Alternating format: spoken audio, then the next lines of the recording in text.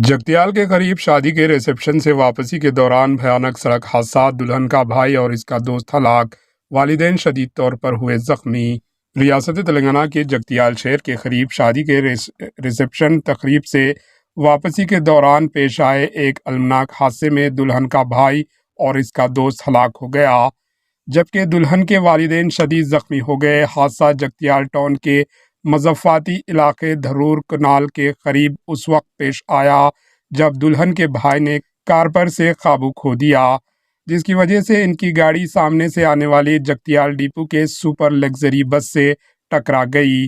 बस हैदराबाद की जानिब से जा रही थी।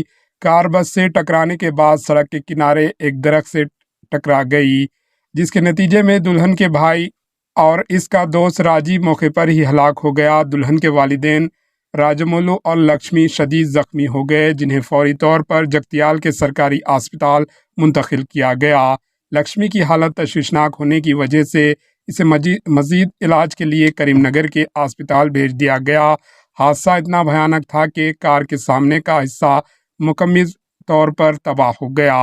हादसे का शिकार होने वाले अफराद जगतियाल इलाके के हनुमानवाड़ा से ताल्लुक़ रखते हैं और वो अपनी बेटी की रिसेप्शन तकरीब में शिरकत के बाद जनगांव से वापस आ रहे थे। यह हादसा पेश आया। Bureau report, HN news.